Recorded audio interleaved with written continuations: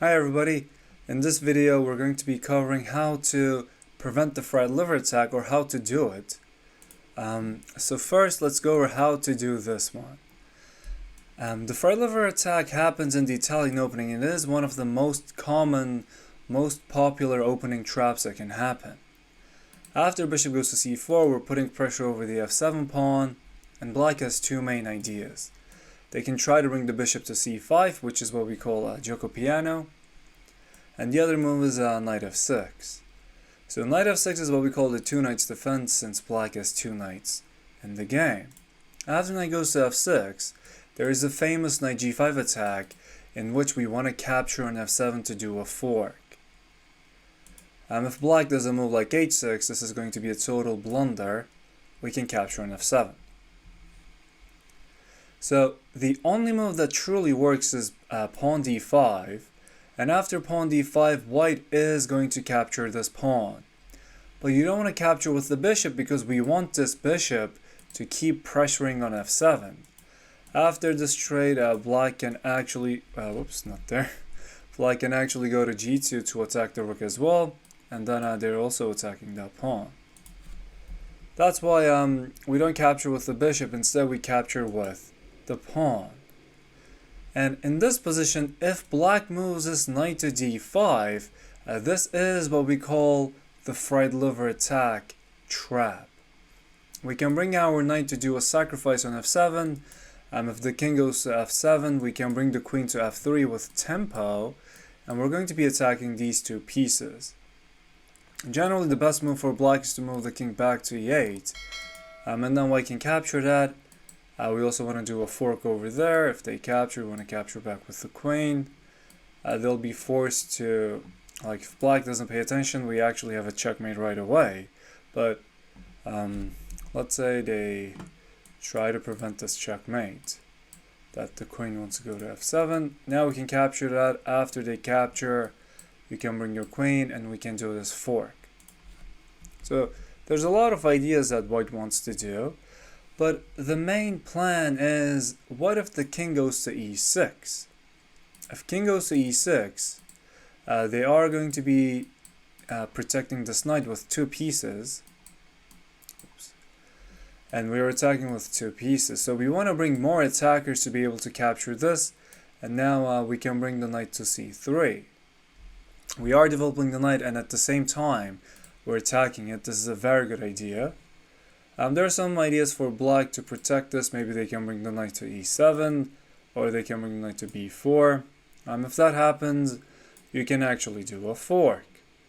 You see, even though the opponent wants to capture this pawn on c2, they can't really do it because then this knight will be hanging. You can capture that with your bishop, you can capture that with the knight.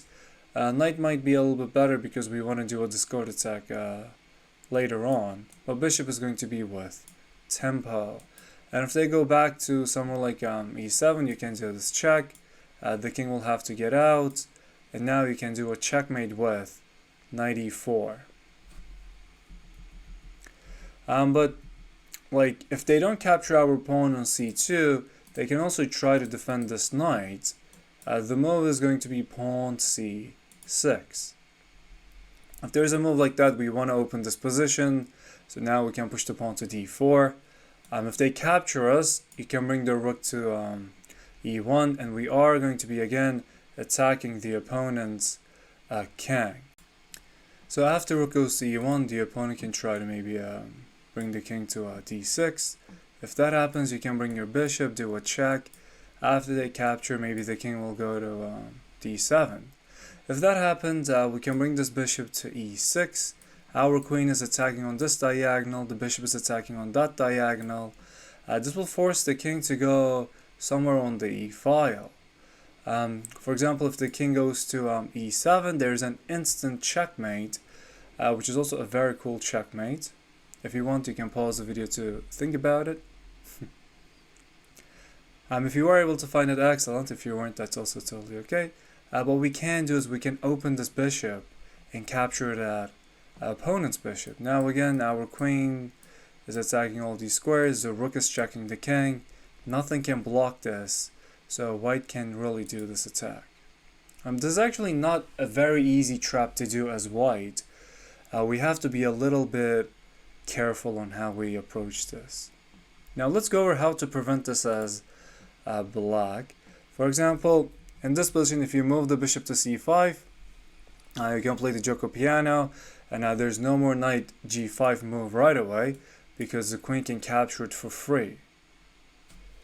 If you want to still play knight f6, if white brings the knight to g5, you push the pawn to d5.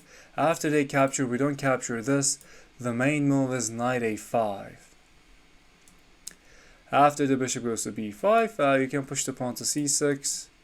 And now there's actually some very important moves for white to do right now.